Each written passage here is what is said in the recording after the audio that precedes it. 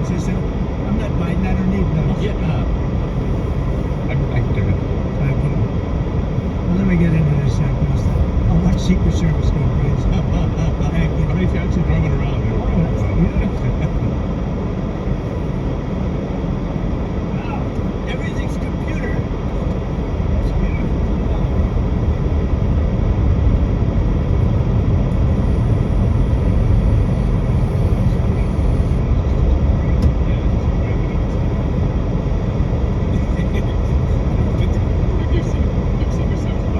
That's beautiful.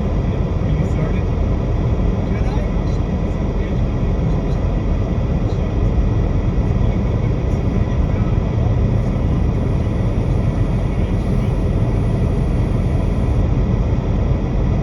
You don't want me to drive it, Dave. I love Tesla.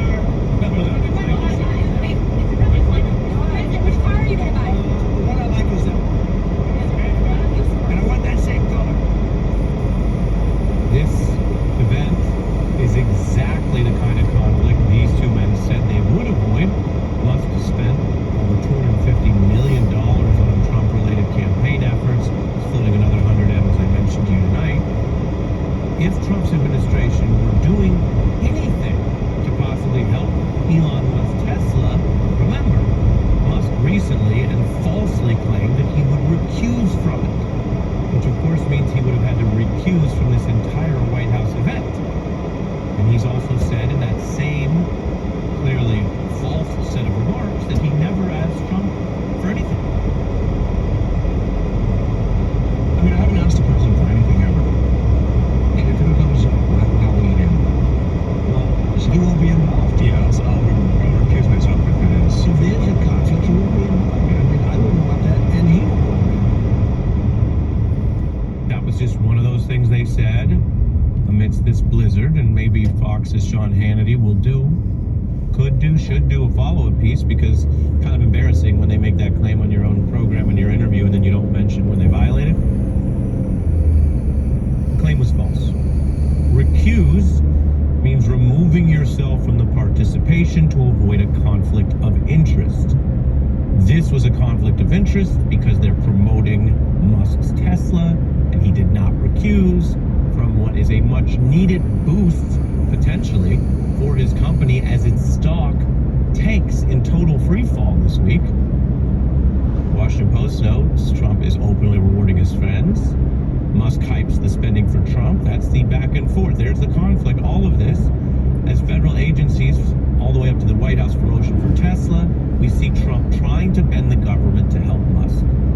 It goes well beyond what you see just in these kind of sort of embarrassing efforts to hawk cars. If they're great cars, why do you need the government involved in selling them in that manner? But a Trump prosecutor also made a possibly illegal vow to investigate members of Congress who criticize Elon Musk.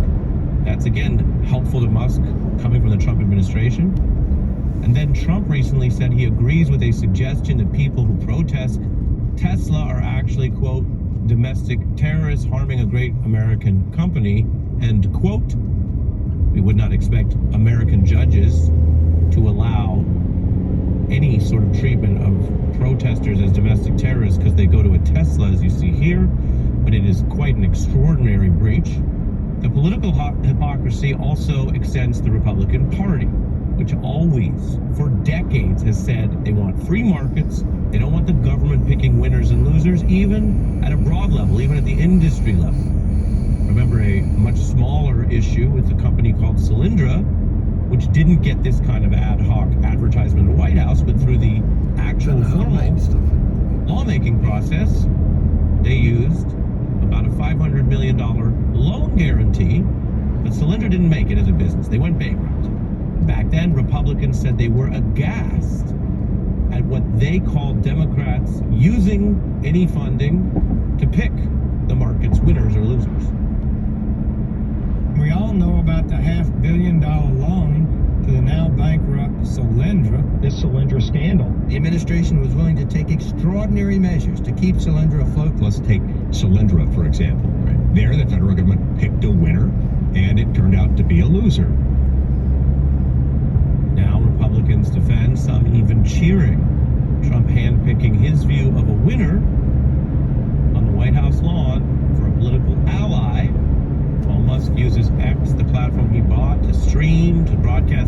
consequence of what some see as a politician he bought, now trying to get everyone else to buy Musk's cars. It's not what a free market looks like. We're witnessing in a very blatant way the fusion of selected businesses that are on the winners list and the government, which is using your taxpayer dollars at the very time that this administration's policies are crashing the markets, including Tesla. And all of this done by these people who very publicly and falsely claim they would recuse over any conflicts. The first step, catching them, maintaining your ability to be outraged about lies and the misuse of tax dollars, and fact-checking. We'll be right back. Stay connected with the MSNBC app, bringing you breaking news and analysis anytime, anywhere. Watch your favorite shows live, read live blogs and in-depth essays, and listen to coverage as it unfolds. Go beyond the what to understand the why. Download the app now at msnbc.com/app. Stay up to date on the biggest issues of the day with the MSNBC Daily newsletter. Each morning you'll get analysis by experts you trust, video highlights from your favorite shows. I do think it's worth being very clear-eyed, very realistic about what's going on here. Previews of our podcasts and documentaries, plus written perspectives from the newsmakers themselves, all sent directly to your inbox each morning. Get the best of MSNBC all in one place. Sign up for MSNBC Daily at msnbc.com. MSNBC presents a new original podcast hosted by Jen Psaki.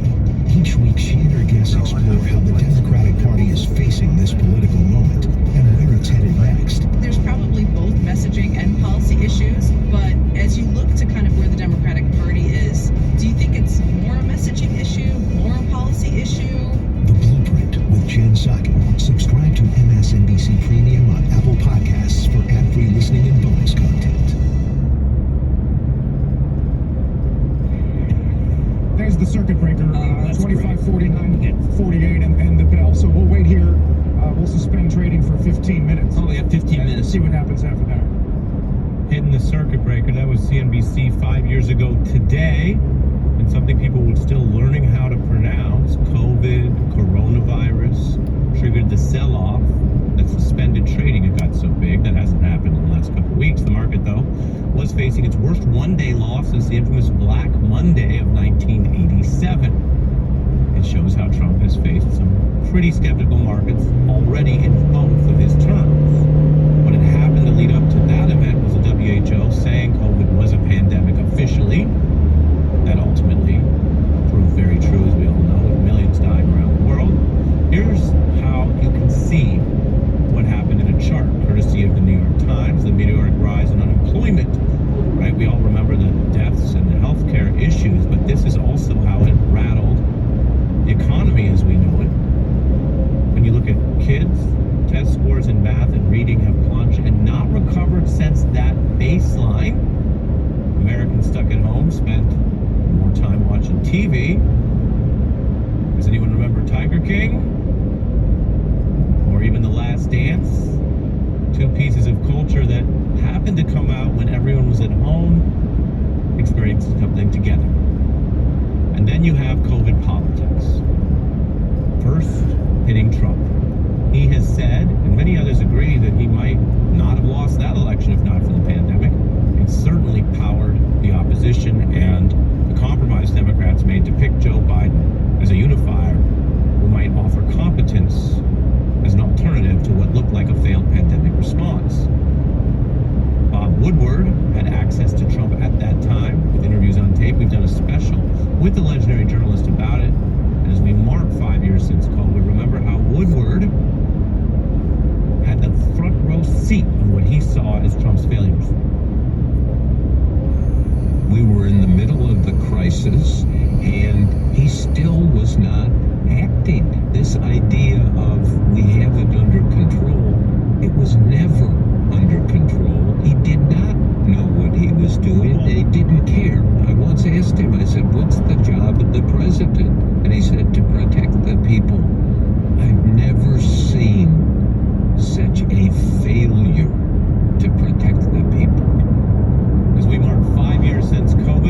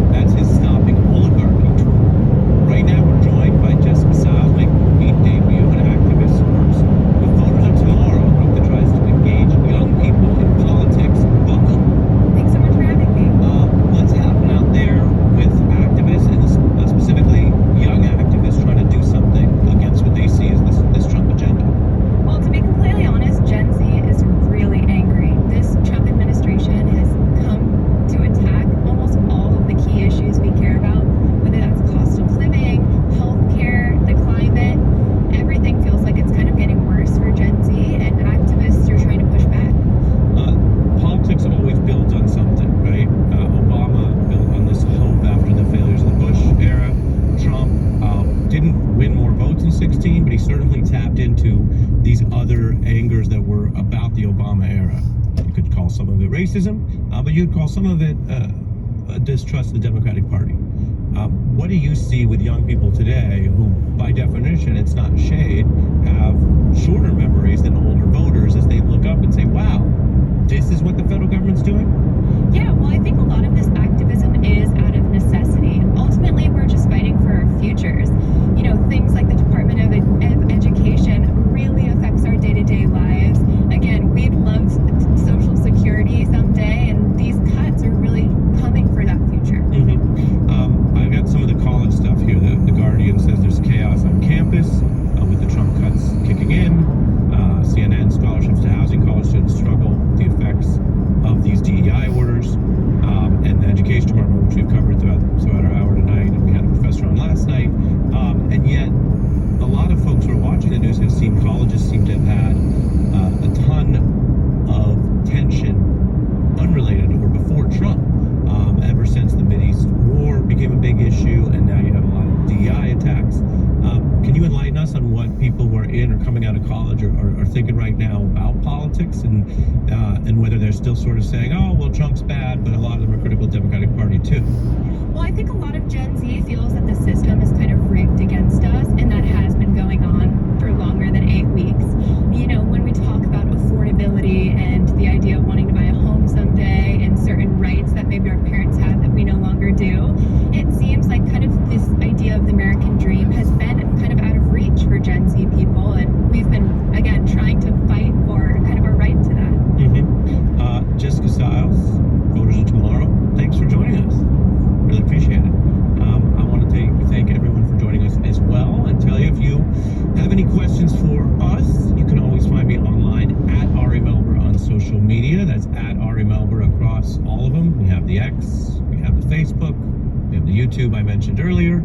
You can let us know what are your questions as we continue to cover this chaotic political period. That does it for us.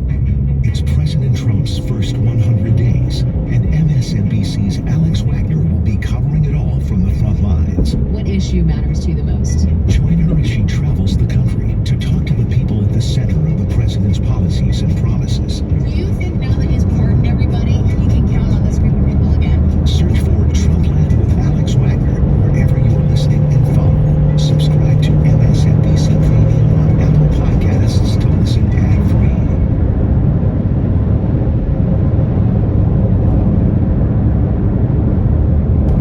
Hey, Prime members, you can binge 8 new episodes of the Mr. Wallen podcast 1 month early, and all episodes ad-free on Amazon Music. Download the Amazon Music app today. Today's podcast will feature 3 stories about people who vanished without a trace. The audio from all 3 of these stories has been pulled from our main YouTube channel and has been remastered for today's episode. The links to the original YouTube videos are in the description. The first story you'll hear is called Not Human, and it's about a child who goes missing on an old logging road. The second story you'll hear is called M Cave, and it's about a vlogger who goes looking for a mysterious cave near the infamous Area 51. And the third and final story you'll hear is called Mine is Mine, and it's about a rugged old man who heads into the wilderness to try to do something that many people before him have died trying to do. But before we get into today's stories, if you're a fan of the strange, dark, and mysterious delivered in story format, then you've come to the right podcast, because that's all we do, and we upload twice a week, once on Monday and once on Thursday. So, if that's of interest to you, please sneak into the Amazon Music follow button's house and replace all of their baby carrots with regular-sized carrots. Okay, let's get into our first story called Not Human.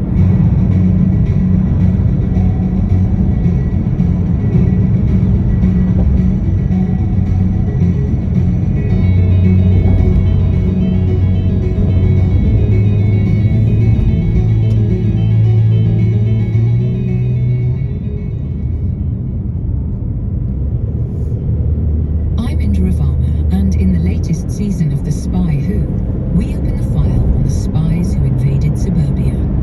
The illegals weren't just blending in, they were the embodiment of the American dream. 9-to-5 jobs, dropping the kids off at soccer practice, and just the right amount of charm to slide into the orbits of the powerful. But behind closed doors, they were Russian operatives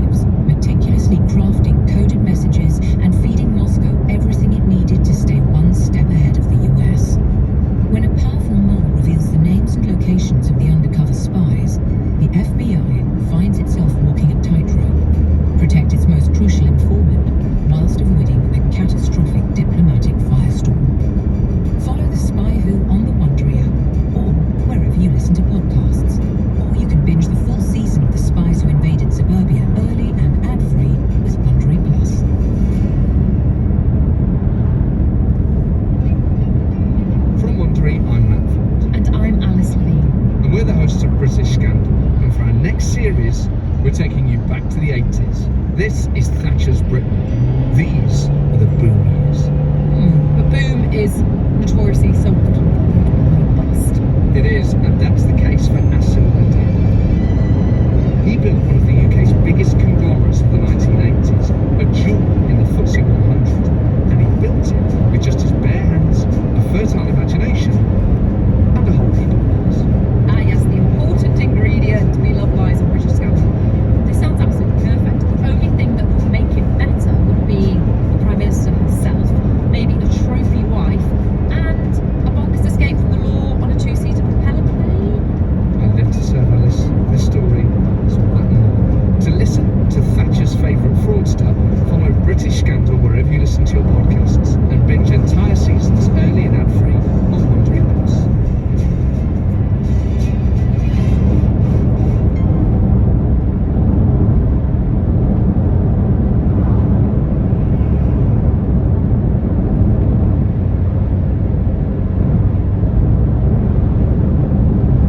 On August 2nd, 1963, 4-year-old Bobby Panknin, along with his 2 older brothers and his 2 parents, headed off to a camping resort on Deep Lake in Washington State. The following day, Mrs. Panknin, whose name was Edna, decides she wants to take her 3 sons down a logging road that was right behind their campsite that she had heard fed out to this beautiful little waterfall that she thought her sons would like to see. Edna gets the boys ready, she says bye to Mr. Panknin, and then she and her sons take off down this logging road. And as soon as she's on the road, it occurs to her that it's totally overgrown. The grass is really high, it's rocky and bumpy, and she's thinking to herself, there's no way any vehicle is getting down this road. And probably there's been no vehicles on this road for a very long time. This is a very isolated place on this campsite. So they walk for a little ways on this overgrown logging road until they see there's a turnoff that leads down to the water and this little waterfall. And so right away she saw there was all this brush that we're going to need to walk through, and the ground looked pretty rough. And Bobby, her youngest, the 4-year-old, he didn't have shoes on. He was going through a phase where he refused to wear shoes. It seemed like this might be too much for him to walk on. And so she told Bobby to wait on the road, and she told her other son,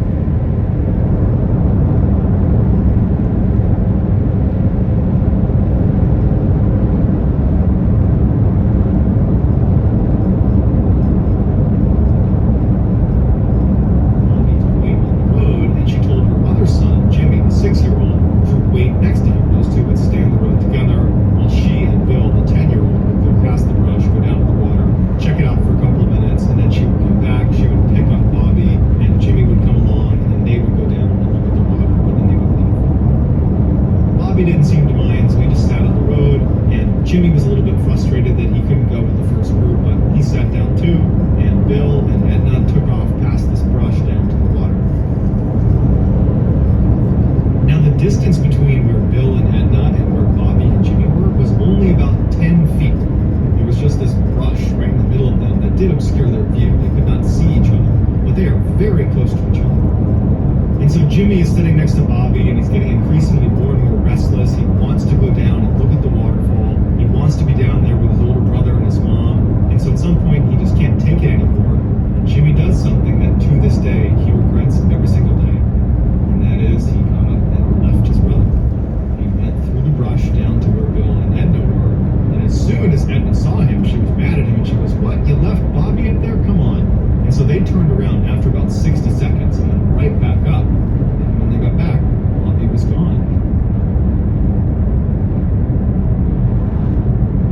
And at first, they're not like, oh my goodness, someone's abducted Bobby, because there's no one on this road. They'd come up here and recognize that it's very remote, it's isolated, there's no cars that come through here, they hadn't heard anything.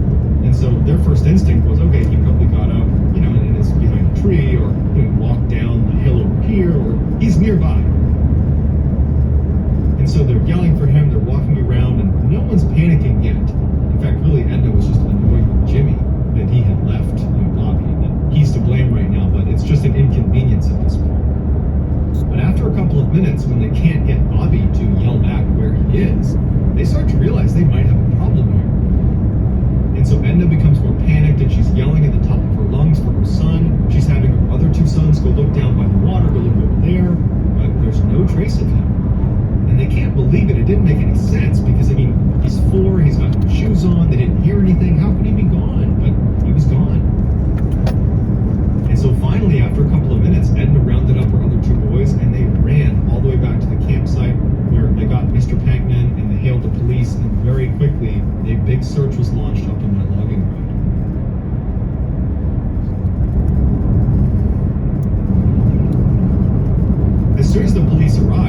first thing they did is they pressed Edna and the other two boys about, what did you hear? You had to have heard something. He was only 10 feet away from you, and he was within earshot of you, certainly.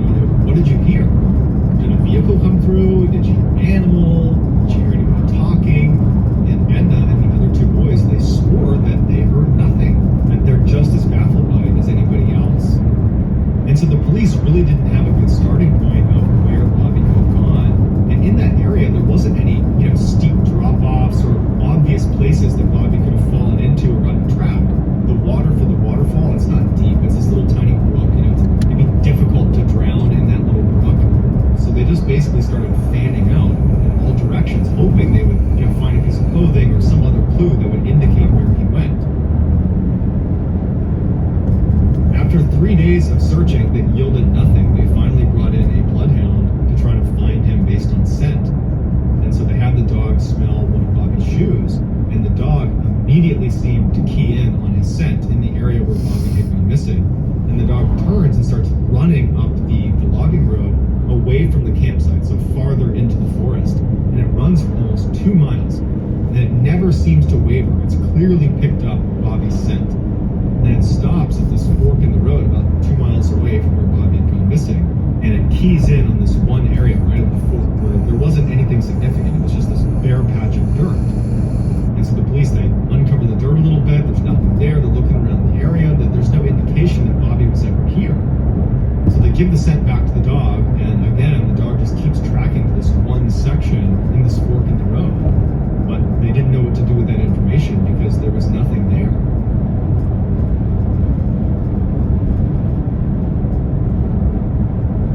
The search for Bobby was called off after 7 days because they could not find anything.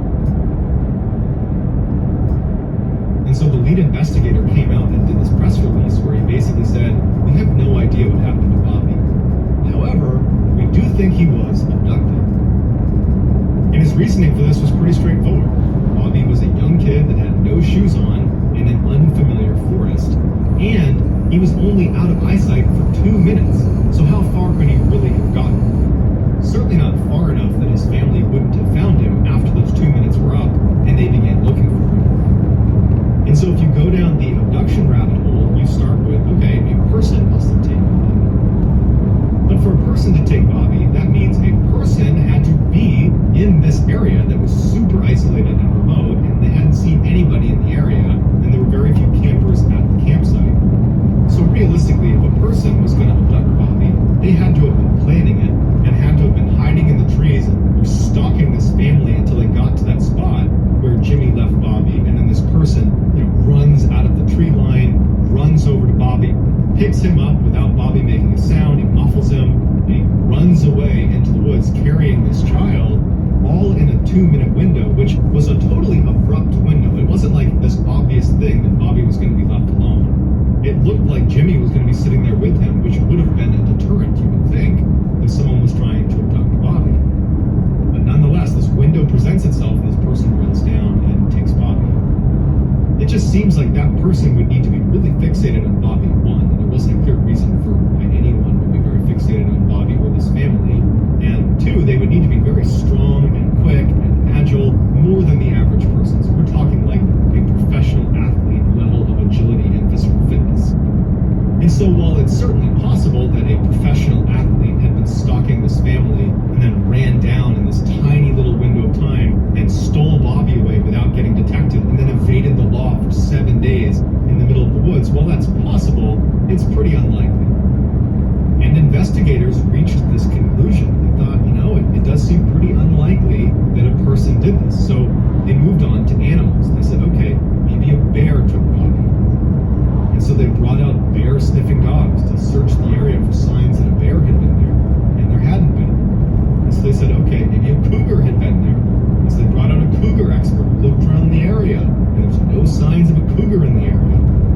Plus, there was no blood anywhere around the area where Bobby had been taken. There was no drag marks where if a predator were to grab you, they would need to drag you away. There was no drag marks. So it seemed like, okay, the large predator theory also has problems with it. And so the next theory offered up was, well, maybe a giant eagle swooped down and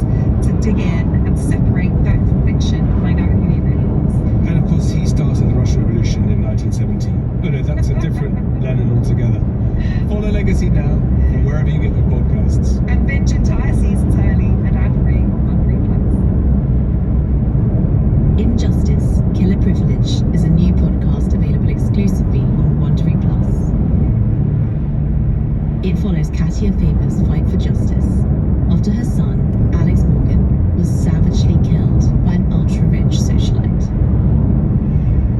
Katia spent years working as a barrister in some of London's most shocking criminal cases before her son was killed. Yet the truth about what happened to him turned out to be more extraordinary than any case she'd ever dealt with before. This is a story about the psychology of wealth, a mother's love, and the terrifying consequences that can play out when the 1% stand accused of homicide. Listen to Injustice, Killer Privilege exclusively and ad-free on Wondery Plus. Join Wondery Plus in the Wondery app, Apple Podcasts, or Spotify.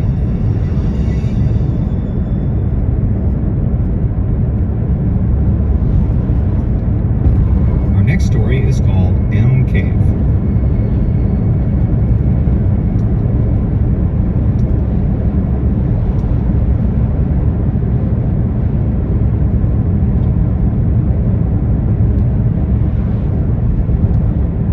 In 2014, Kenny Veach was an avid long-distance hiker that spent lots of his time hiking around the Mojave Desert in search of caves and abandoned mine shafts to go check out. Sometimes he'd bring his girlfriend with him, but most of the time he was on his own and he would stay out for a couple of days at a time. Kenny was constantly on YouTube watching hiking videos and anything to do with the Mojave Desert. And Kenny was a regular commenter on all of those types of videos. In June of 2014, Kenny must have watched this video called Son of an Area 51 Technician because he had left this comment where he was telling the community that had watched this video that he had had a very strange thing happen to him when he was out hiking near Area 51. For those that don't know what Area 51 is, it's a highly confidential United States Air Force installation that is frequently looped into alien conspiracy theories. Kenny goes on to describe this strange event, and he said he found this cave entrance on the side of this mountain that was shaped like an uppercase M. As Kenny walks up to enter this M-shaped cave, he said his body started to vibrate and it stopped him in his tracks. And he said he didn't know what it was, but as he walked closer and closer, his body just continued to vibrate to the point where he said he just had to turn around and leave. That he knew something was wrong with this cave and he could not go inside. And so he said he turned around and he left. His comment got a lot of traction on this video, and a lot of people jumped on and were like, well, I don't really believe you, one, but if that is true, you've got to go back. You've got to go back there and explore it. You've got to document this. Whatever this is, we want to know what it is. They were basically egging him on to go back and check it out. Kenny responded to his critics and said, I'm telling you the truth. I know what I saw. This cave was different. I go out in the desert all the time looking for caves, and I go in them. That's what I do. This one was different, and that's why I didn't go in it. But people just kept egging him on to go back and check it out and to film it, show documentation of this thing. And so finally he agrees.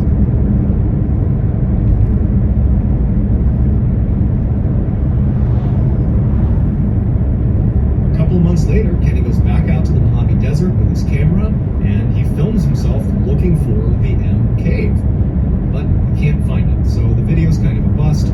He still uploads it to YouTube, and he tells everyone that he's gonna go back out again. He knows where it is, he's fairly confident that he can get to it again, but he just needs to go out a third time to go look for it. Over the course of the next month, in the comment section of that video, people are encouraging Kenny and saying, go out there, go find it, we're so excited. One commenter was not so encouraging. Their name was Lemmy Killmeister, and they wrote on his video, do not go to M Cave. If you go in, you won't be able to get out again. Kenny wrote back, what do you mean?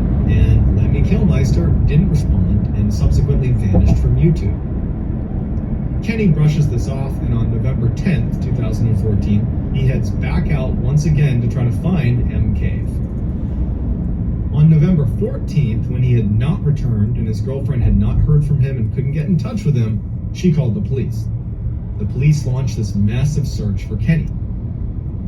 They knew roughly where he was going to be because he had documented it so aggressively on his YouTube channel, and so they search in that area, and after about a week, they find his cell phone, and it was laying outside of an abandoned mine shaft.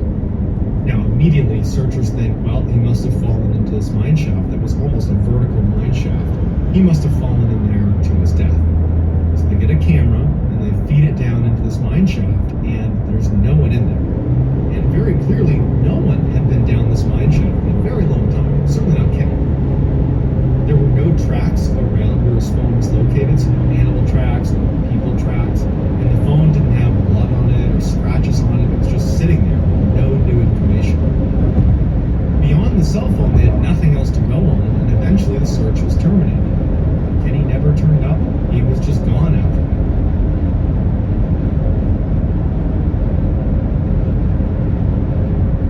Well, it's pretty easy for people to chalk up this whole M Cave thing as total nonsense, and that they believe all that happened is Kenny went out into the wilderness of the Mojave Desert and ultimately got lost and died, and that's fair.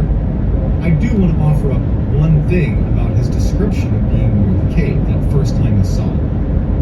He described his body vibrating to the point where he couldn't go any further and he had to turn around and leave. The United States military uses these things called access denial systems around their highly classified installations. Anywhere where you cannot risk someone getting in, if a fence isn't good enough, they use these machines that fire beams at people that get too close. They're non-lethal, but it's like being thrust inside of a microwave. You feel hot and really uncomfortable, and you turn around and you get the heck out of it. The fact that Kenny was right near Area 51, a highly confidential area, regardless of alien conspiracies, it's a known highly confidential base. And he's discovering this strange cave entrance that doesn't look like other cave entrances, and he's walking up to it, describing basically what it feels like to be hit with an access denial system. It makes you wonder, did he discover some secret entrance to some secret base? Or is this a bunch of crap and he just got lost in the desert and died? We don't know. What we do know is that his search for M Cave probably ended his life.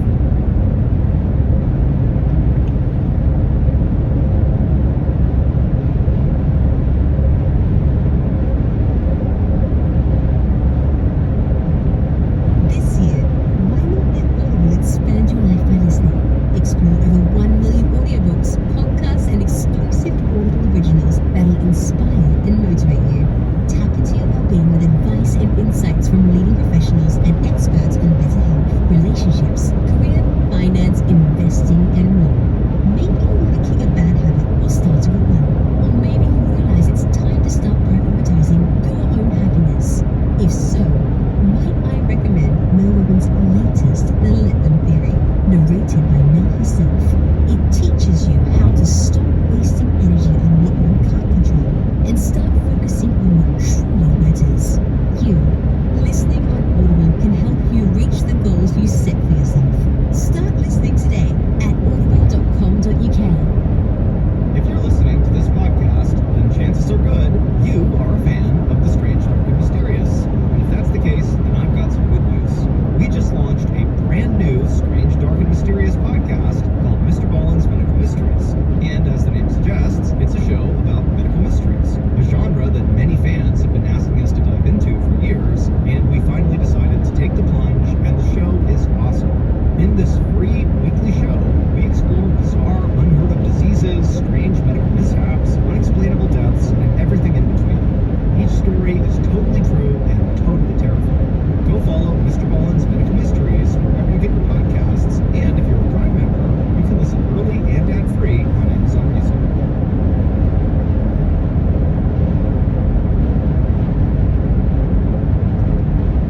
The next and final story of today's episode is called Mine is Mine.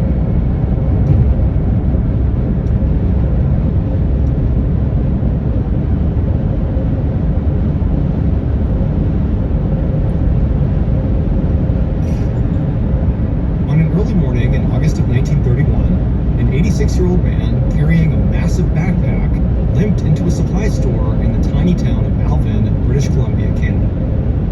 This man's name was Robert Brown, but everyone knew him as Volcanic, because decades earlier he had discovered a gold mine in Volcanic City, Canada. Volcanic had actually made his living as a gold prospector, and he had been so good at it that he had been able to retire early. And so these days, as an 86-year-old man, he pretty much got to do whatever he wanted, whenever he wanted. And so inside of the supply store, a young man at the cash register smiled at Volcanic and offered to let him keep his backpack at the front of the store while Volcanic shopped. And Volcanic kind of scowled back at him. I mean, he took offense to this. He knew how he must look to this clerk. I mean, Volcanic was old, short, super skinny, and he dragged his left foot when he walked.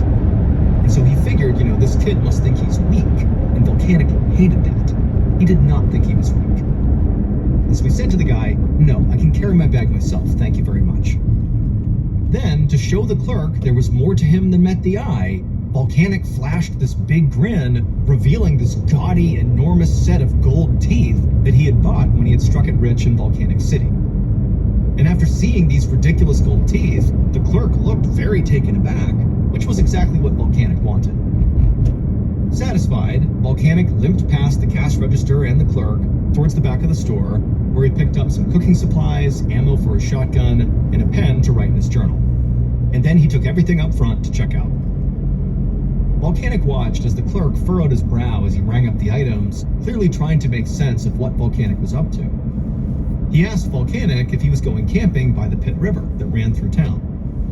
But Volcanic said no, he was going to the Pit River first, but he was going to hike all the way along the Pit River, go through the mountains to another body of water called Stave Lake. And before the clerk could ask any questions, Volcanic said he was going there because there was a hidden gold mine he was going to explore.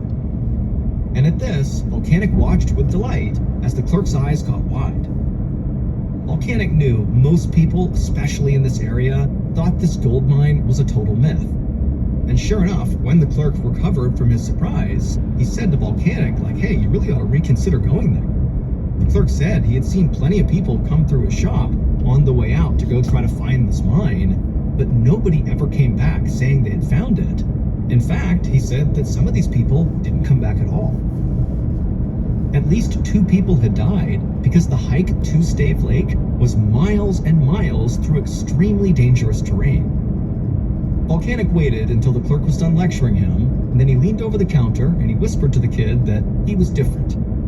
He had a secret that would allow him, and only him, to find that mine successfully. And when he did, he would come back to the store and he would lay the gold down right on the counter just to prove it to him. Then Volcanic left a handful of cash on the counter, he gathered up his supplies, flashed one more gold-toothed smile, and then made his way out the door.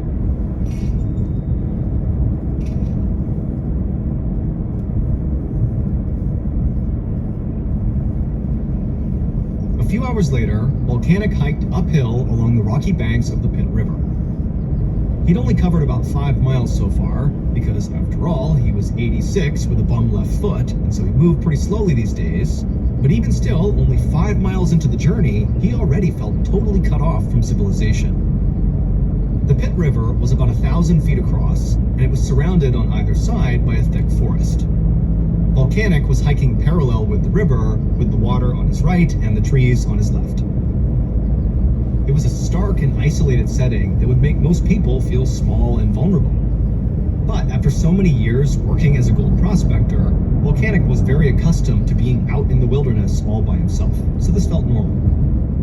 Now, of course, decades had passed since the last time Volcanic was a gold prospector, but even now, at his old age, he still felt like he was the skilled outdoorsman he once was. Volcanic kept on hiking uphill, staying close to the shore's edge, until the sun began to set. And by that point, the trees on the left had begun to thin out, and Volcanic was finally able to see kind of far out beyond in the direction he was going. And he saw off in the distance there were all these mountains. And as soon as he could see these mountains, he pulled out his journal, and he flipped to the last page, he studied the page, and then looked at the mountains, and he smiled. It was going to take weeks to reach the gold mine, but he knew he was going the right way. Because on that last page of his journal was a map. This map was the secret that Volcanic had told the store clerk about. It was the thing that was going to allow Volcanic to reach that gold mine where so many others had not. Volcanic had actually drawn the map himself several years ago. Back then, he'd been panning for gold in northern British Columbia when he had run into this indigenous woman in the forest. And this woman was deathly ill, and so out of the kindness of his heart, Volcanic had given this woman some healing herbs and then stayed with her for days until she was nursed back to health. And this woman had been so grateful to Volcanic that she had told him a secret. She told him that the legendary gold mine out near Stave Lake was absolutely real. And she said she knew this because her father was friends with the guy who discovered it. The man's name was Slumac, and she said he would go into the wilderness for days at a time, and then when he came back home, he'd come bearing these huge gold nuggets as big as chicken eggs. And not only did this woman tell Volcanic about this mine, she gave him directions to it. And so as she did, Volcanic took notes in his journal and then used those directions to construct the map. However, before Volcanic parted ways with this woman, she gave him a warning. Right before he died, she said Slumac put a curse on the mine. And so now, if anybody tried to reach the mine, the forest itself would stop them. And so now, standing in a clearing beside the Pit River, Volcanic thought back to that warning. He wasn't afraid of what she said, but just to be safe, he figured he would spend as little time as possible in the forest, and anytime he needed to pitch his tent along this journey to the mine, he would do so as far away from the tree line as he could. This was actually Volcanic's second attempt at trying to reach this gold mine. 5 years earlier, he had attempted this exact same hike. On that attempt, despite Volcanic reaching the shores of Stave Lake, which apparently was right near the entrance to this gold mine, he had to stop because he got a severe case of frostbite on his left foot.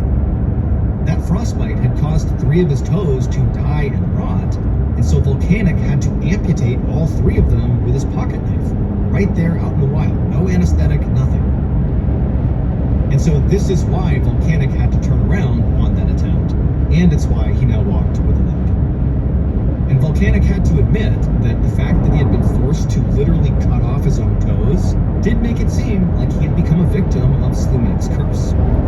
But he also knew that it didn't take a curse to make the Canadian wilderness dangerous. He just should have worn thicker socks. Just then, Volcanic heard a twig snap somewhere outside of his campsite in the darkness. And so instinctively he shot up, he grabbed a shotgun, and he turned towards the sound, half expecting a bear to come charging out of the woods. But after standing there for several minutes, nothing came out of the forest, and eventually all Volcanic could hear was the gentle sound of his fire and the river. The forest was totally still. As his heartbeat slowed down, Volcanic told himself that, the sound he heard must have just been a rabbit running through the forest, nothing to worry about. And so he lowered his gun and steadied his breathing, and he looked at his fire, and he gave half a thought to just leaving his campfire burning, just in case he heard something else, he'd have some light to go out and see what it was. But he thought he was being kind of paranoid, and so he grabbed some water and put out the fire, engulfing him in darkness. Then he climbed into his tent and fell asleep.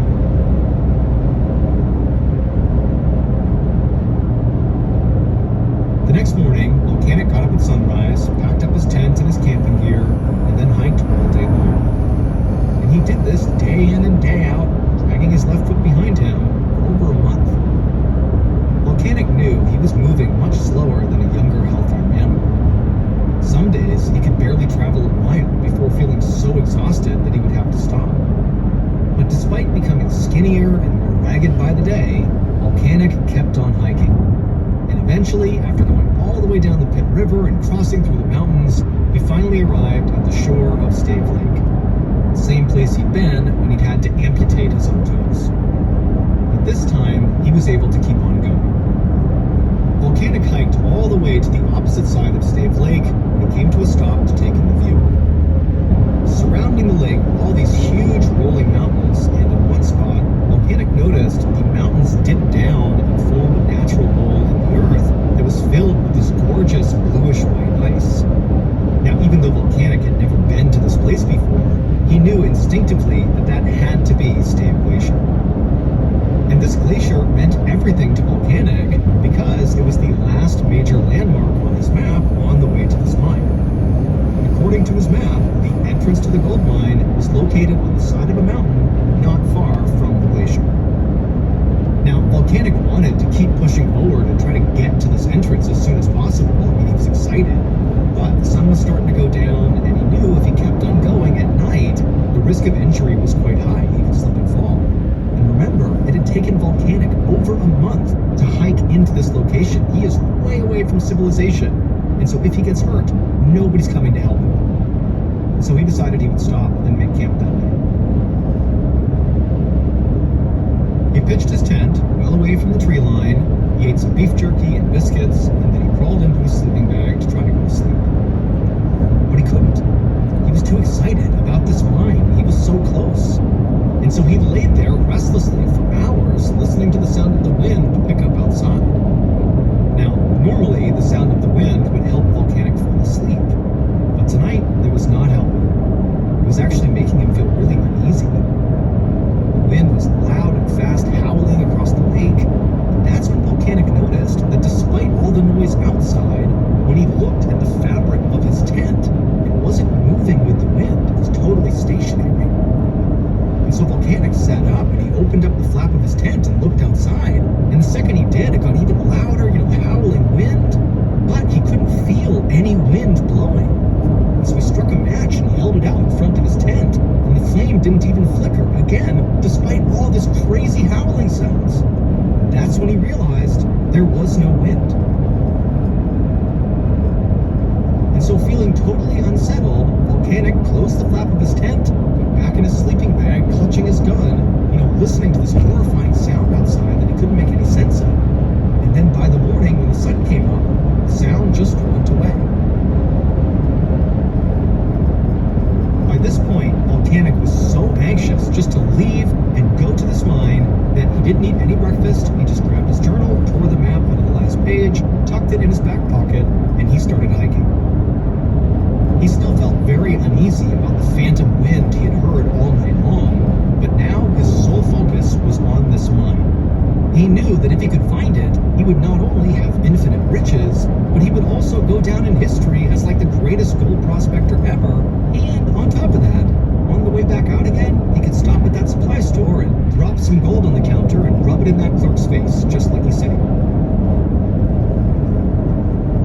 Volcanic made his way first towards the glacier and then up the side of a mountain. He dodged tree limbs and climbed over boulders, all the while dragging his left foot on the ground, and then finally, up ahead, he saw this dark hole on the side of the mountain, and it looked like the entrance to a cave. Now, Volcanic could not see very far into that cave, but he was certain the gold mine had to be inside of there. And so with a rush of excitement, he made his way up to the dark entryway, and he stepped inside.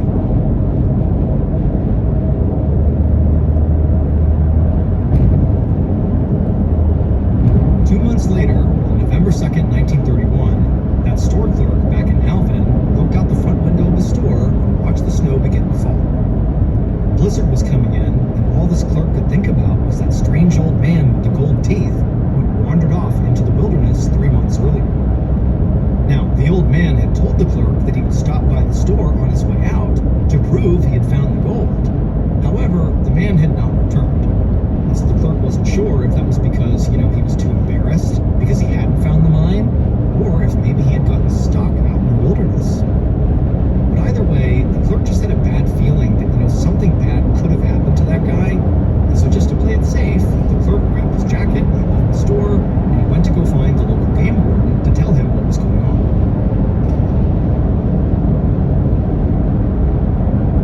3 weeks later, that same game warden trudged through knee-high snow at the edge of Stave Lake. Even though he and his search party were much younger and healthier than Volcanic, it had still taken them weeks to arrive here, mostly because of the blizzard. But in all the time it took hiking to this location, they had not found a single trace of Volcanic. The warden was beginning to wonder if this was pointless, if they should just turn around and head back. That's when he looked up and he noticed the glacier on the far end of the lake. And in the snow near that glacier was this little pop of color. The warden pointed it out to his men, and they all began running towards it. And as they got closer, they realized what this thing was a tent that had collapsed under the snow. And then once they actually reached the tent, they shoveled off all the snow and sort of popped it back up, and they looked inside. But Volcanic was not in there. Instead, they found an empty sleeping bag, they found some cooking supplies, a shotgun, some ammo, and a journal that's the last page cage was missing. But there was also one more thing that was inside of this tent. On the floor, right near the opening flap of this tent, was a glass jar. The warden picked it up, and looked inside, and he gasped. Volcanic Brown was never seen again, and no explanation for what happened to him was ever uncovered. His body was never found, and there were no signs of struggle anywhere in or near his campsite. But the contents of that glass jar that was found inside of the tent proved that either Slumac's gold mine or Slumac's curse was real. There are two slightly different versions of what people believe was found inside of that jar. The first is that the jar was filled with huge nuggets of raw gold. If this is true, it means the gold mine did exist, and Volcanic must have found it before he disappeared. But the second version of what people say was found in that jar is a much darker meaning. In that version, Warden held up that jar. He did see gold inside, but it was not gold from the mine. Instead, it was Volcanic's solid gold teeth. Almost 100 years have passed since Volcanic went missing, and still to this day, no one has ever successfully found the mine and lived to tell the tale. But to this day, people still keep looking for it, and so far, at least 33 people have either died or disappeared in search of it.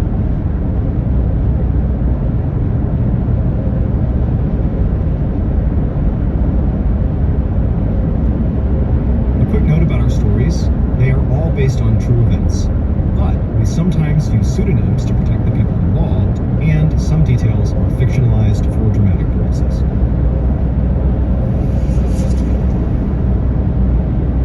Thank you for listening to the Mr. Ballin podcast.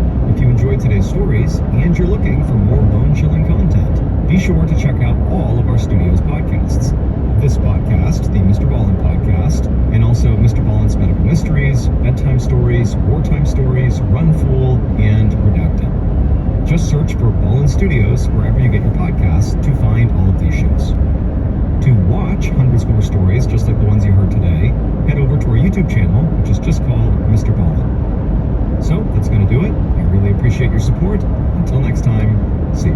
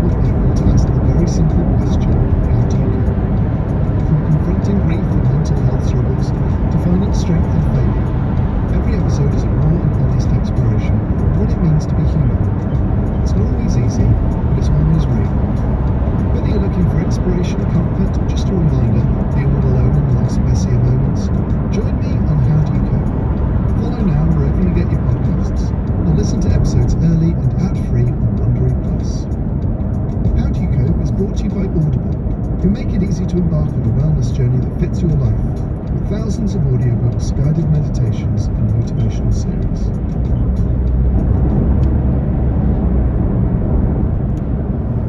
It's about 6 months.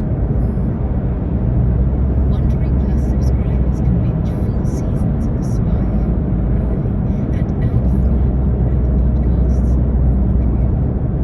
This episode contains a sectarian slur and depictions of alcoholism. Please be advised.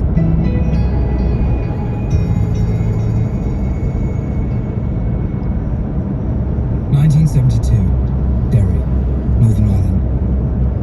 Willie Carlin walks through the city centre, enjoying the summer sunshine. He's a lean, wiry Catholic with strawberry blonde hair and a sergeant in the British Army. Since enlisting in the army,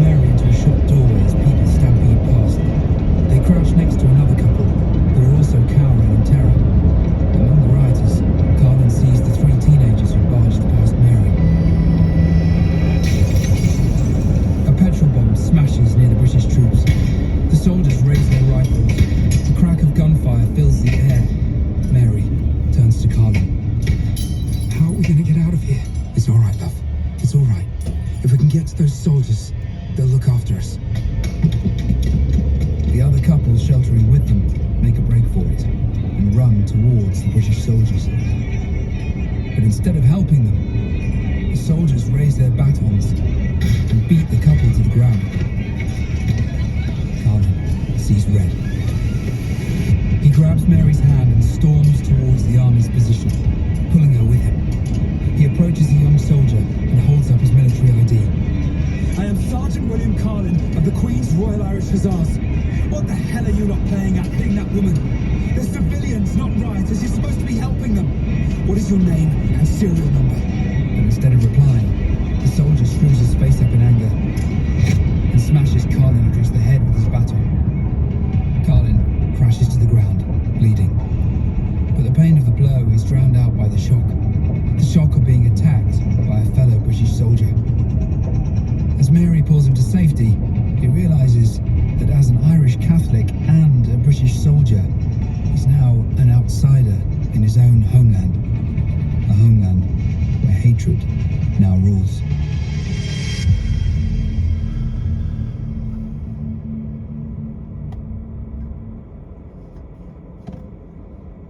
With the new Lloyds app, you can do it all.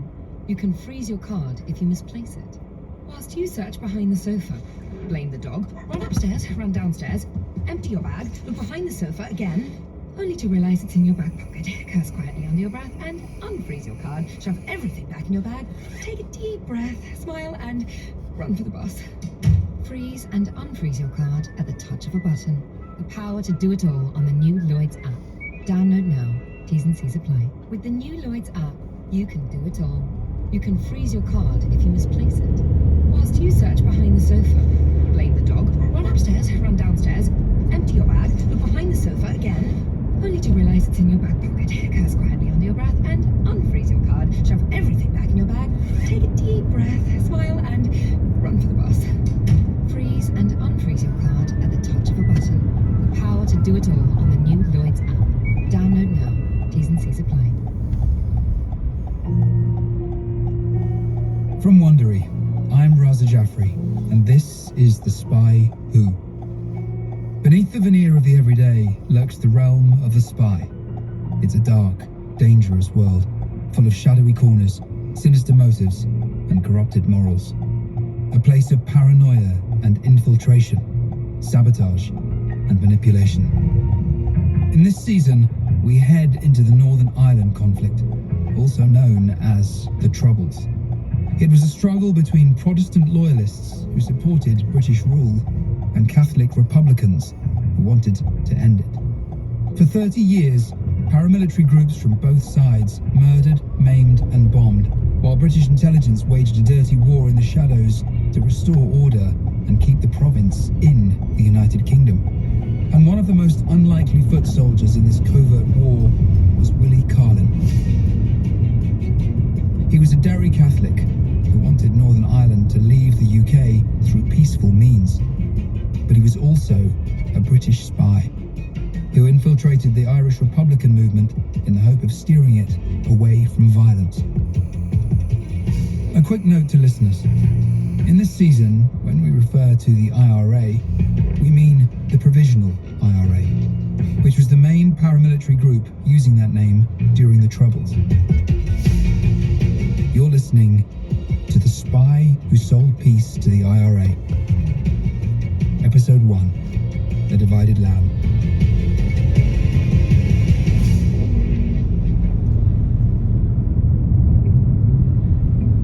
January 1974, 2 years on from Bloody Sunday. Bovington Camp, a British Army base in Dorset, southwest England. Willie Carlin sits across from his commanding officer, Colonel Green. He's just put in his papers to leave the army, and Colonel Green has called him in for a special meeting. We'll be sorry to lose you, Carlin. You got discipline and grit, an example to the other men. The regiment needs good soldiers. You know, you'd have a bright future here, a good career if you'd reconsider. Carlin smiles in spite of himself at the praise, then snaps back to military discipline, straightening his back in the chair. Thank you, sir. You know, I'm loyal to the regiment. It's just Mary, my wife. She's pregnant and wants to be near the family, especially after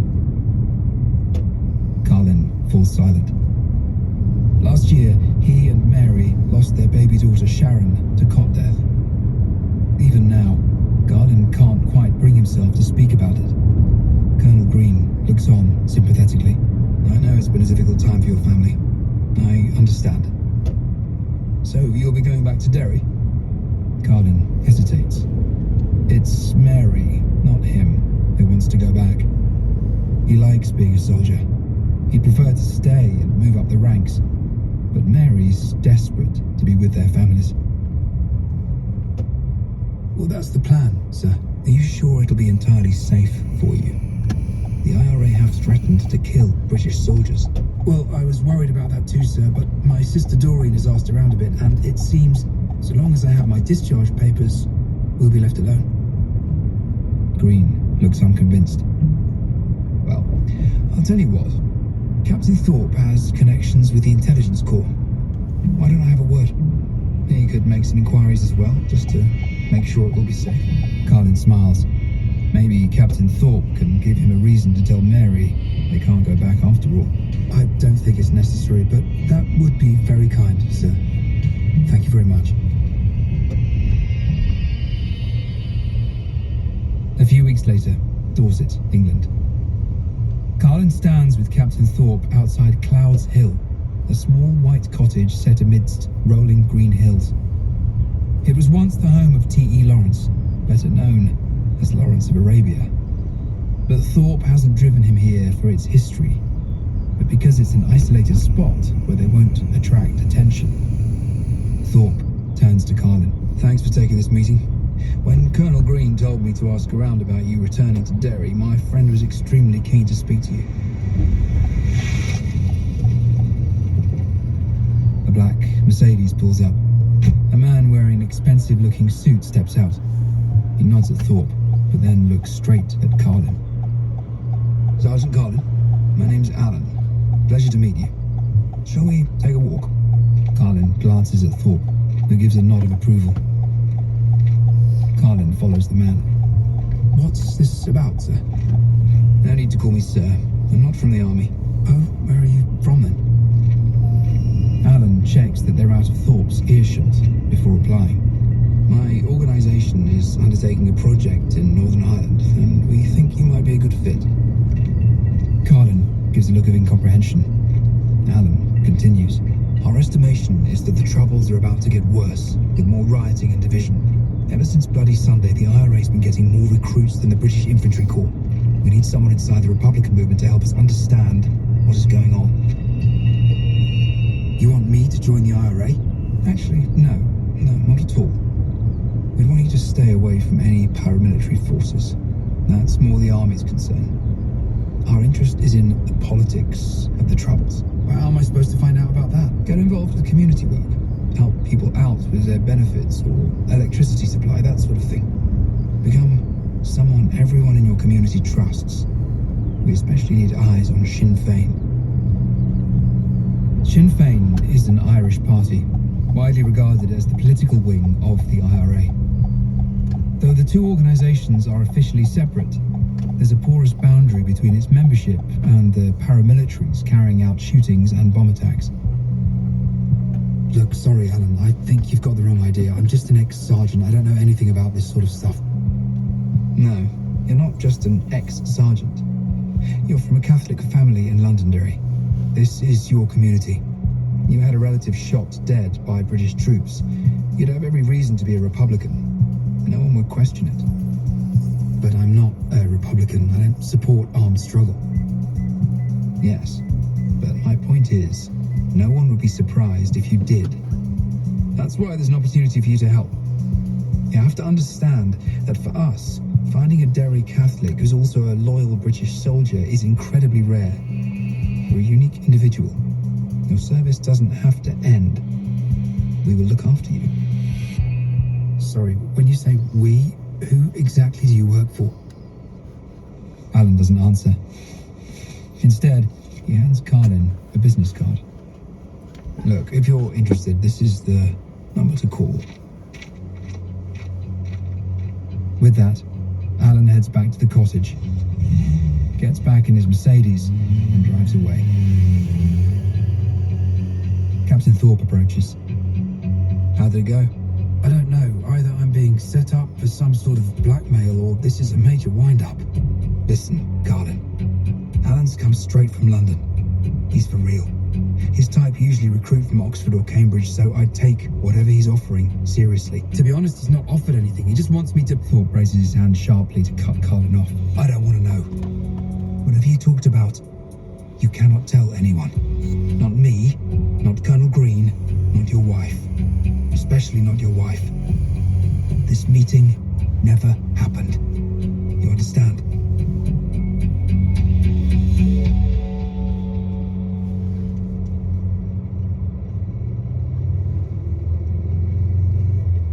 It's April 1974. Carlin and Mary are driving back home to Derry. Their 4-year-old son, Mark, watches the springtime countryside pass from the back seat. Mary is in the front passenger seat, cradling their newborn son.